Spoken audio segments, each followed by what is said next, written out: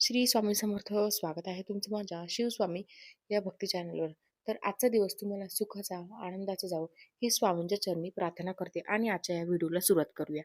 तर जप कसा करायचा असतो, जप केल्याचे फायदे काय किंवा नामस्मरण कसे करावे, कुठे करू नये या संदर्भाची सगळी माहिती आजच्या आपण या व्हिडिओमध्ये बघणार आहोत. तर सगळ्यात पहिले बाथरूममध्ये असताना किंवा शौचालयात असताना कधीही देवाचा जप करू नये. 2. आपली जपमाळ कोणालाही दिसू देऊ नका. 3. जप करताना डोक्यावर काहीतरी असावे. 4. जपमाळेवर जप केल्यानंतर कपाळाला लावून प्रथम डाव्या नेत्राला व नंतर उजव्या नेत्राला तिचा स्पर्श स्पर्श करावा. बरेच जण जप करतात, पण जर तो जप योग्य पद्धतीने केला तरच त्याचे आपल्याला पूर्ण फळ मिळते. म्हणजे नामस्मरण करताना ते देखील विशिष्ट वेळी, विशिष्ट ठिकाणी आपले मन स्वच्छ असतानाच केले तर त्याचे फळ अतिशय चांगलं मिळतं असं म्हणतात. म्हटलं जातं, काम करताना, झोपताना, उठताना, बसताना नामस्मरण तुम्ही कधीही करू शकता. देवाने दिलेली अमूल्य अशी देणगी आहे की ज्याच्यामुळे माणसाच्या जीवनातील सर्व समस्या नष्ट होऊन माणूस संपूर्णतः सुखी होतो. नामस्मरणामध्ये एवढी ताकद आहे की जगातील कोणतीही शक्ती नामस्मरणाला हरवू शकत नाही. म्हणून ते नामस्मरण जर आपण मनापासून केलं तर आपल्याला त्याचा फळ अगदी पूर्णपणे मिळते. नामस्मरण करण्यासाठी, जप करण्यासाठी कोणते नियम पाळावेत जे गरजेचे आहेत, ज्यामुळे आपल्याला नामस्मरणाचे पूर्ण फळ मिळते. तर ते नियम आज व्हिडिओमध्ये आपण पाहणार आहोत. त्यामुळे व्हिडिओ शेवटपर्यंत नक्की बघा. तुम्ही या चॅनलवरती नवीन असाल तर चॅनलला सबस्क्राईब करायला विसरू नका. म्हणजे माझे नवीन काही व्हिडिओ येतील ते तुम्ही स्किप करू शकणार नाही.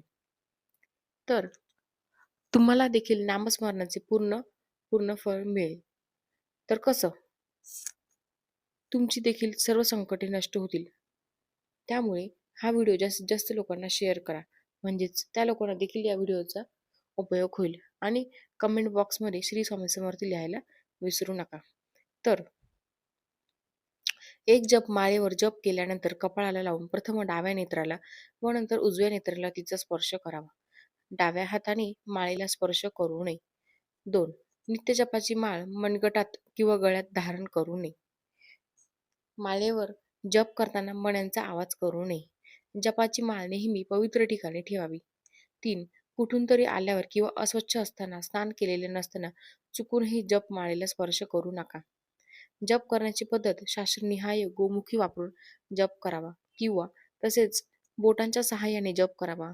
गोमुखीने केलेला जप उजव्या हाताने वस्त्र आवरण करून गुप्त रूपाने जप केल्याने अनिष्ट बांधांपासून मुक्ती मिळते. म्हणजे जप करताना आपल्या हातावर आणि जपमाळेवर काहीतरी कापड झाकून ठेवावे. त्यामुळे तो जप अतिशय प्रभावी होतो. अखयांच्या सहाय्याने जप मोक्ष प्राप्ती होते. तर्जनीने जप शत्रूंचा नाश होतो. मध्यमेने जपांची धनप्राप्ती होते. अनामिकेने जप शांती प्राप्ती होते. करंगळीने जप सुंदरता प्राप्ती होते. जपाची सुरुवात मेरुमण्यापासून करावी. मात्र शेवटी मेरुमणी ओलांडून पुढे जाऊ नये. जप पुढे चालू ठेवायचा असल्यास उलट क्रमाने पुन्हा मेरुमण्याकडे यावे. जपाची शास्त्रीय पद्धत मधल्या बोटाच्या मधल्या पेरावर मणी आणून त्यावर अंतयाने दाब देऊन मणी शरीराच्या दिशेने ओढावे.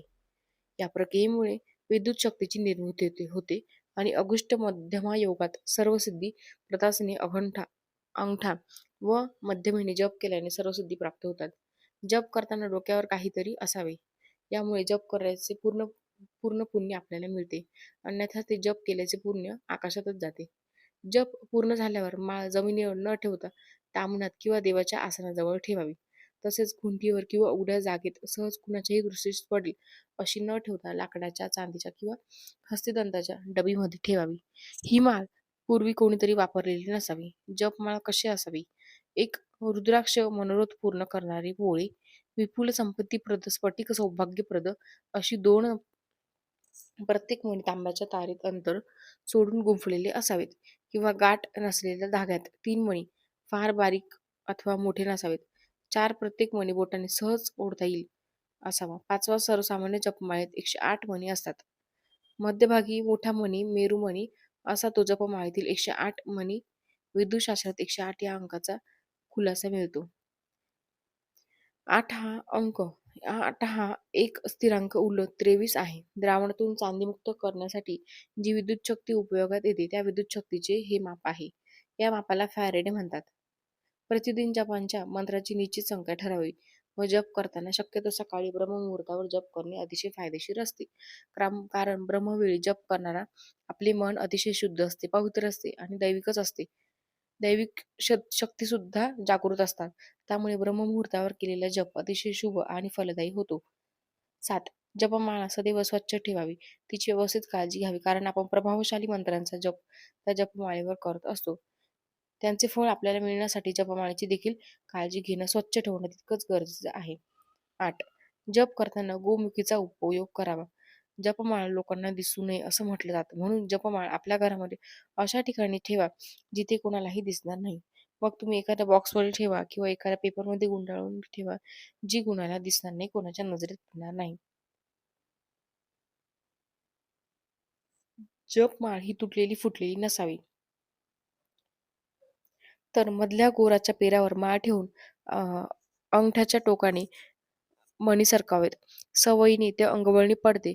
जर तुम्ही दररोज जॉब करत असाल तर या गोष्टीची तुम्हाला सवय लागून जाते व आपल्याला आपल्या मधल्या बोटाने मणी सरकवला जातो.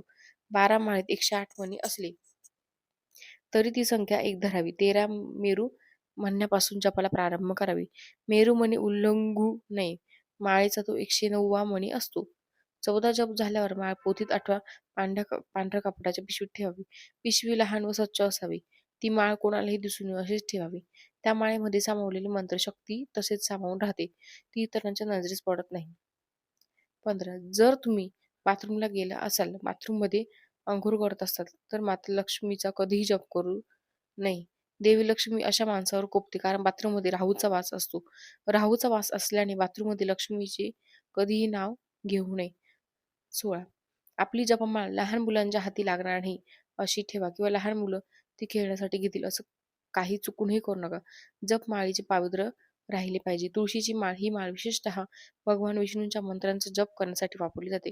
याशिवाय भगवान राम आणि श्रीकृष्णांच्या मंत्राचा जप करण्यासाठी तुळशीची माळ वापरणे चांगले आहे. कारण धार्मिक ग्रंथानुसार भगवान श्रीराम आणि कृष्ण हे दोघेही विष्णूंचे अवतार आहेत. स्फटिकांची माळ माता दुर्गेच्या रूपात मंत्र्यांच्या जोपासाठी वापरली जाते. याशिवाय धनाची देवी ती माता लक्ष्मी आणि विद्येची देवी माता सरस्वती यांच्या मंत्रोच्चारासाठी स्फटिक आणि मणी वापरतात. रुद्राक्षाच्या माळेने भगवान शिवांचा जप करणे खूप शुभ आहे. कारण रुद्राक्ष हे भगवान शंकराचे रूप आहे. या महा या महा या माळेने महामृत्युंजय आणि लघुमृत्युंजय मंत्राचा जप करावा. रुद्राक्ष जपमाळेत 108 मणी असतात. या 108 मण्यांचे धार्मिक महत्त्व खूप आहे. कमलगट्ट्यांची माळ. या माळेमध्ये सुद्धा 108 मणी असतात. का असतात? याची वेगवेगळी कारण एका शास्त्रात सांगितले आहे, की या श्लोकानुसार एक सामान्य पूर्ण रूपाने स्वस्थ व्यक्ती दिवसभरात जेवढ्या वेळेस श्वास घेतो, त्याच्याशीच माळेच्या मण्यांची संख्या 108 चा संबंध आहे. सामान्यतः 24 तासामध्ये व्यक्ती 21,600 वेळा श्वास घेते. दिवसातील 24 तासामधील 12 तास दैनिक कार्यामध्ये व्यतीत होतात आणि शिल्लक 12 तासामध्ये व्यक्ती 10,800 वेळा श्वास घेते. याच काळामध्ये देवी-देवतांचे ध्यान करणे आवश्यक आहे. शास्त्रानुसार व्यक्तीने प्रत्येक श्वास घेताना म्हणजे पूजेसाठी निश्चित केलेल्या 12 तासांमध्ये अशा वेळेस परमेश्वराचे ध्यान करणे आवश्यक आहे. परंतु हे शक्य नाही. यासाठी 10,800 वेळा श्वास घेण्याच्या संख्येमधून शेवटचे 2 शून्य काढून जपासाठी 108 संख्या ठरवली आहे. या संख्येच्या आधारावरच जपेच्या माळेमध्ये 108 मणी असतात. आता हे तर तुम्हाला कळालंच असेल, की या 108 मणी आपण का वापरतो. अशा प्रकारे आपण जपमाळेची काळजी घेतली, तर निश्चितच तुम्हाला जप केल्याचे पूर्ण फळ मिळेल.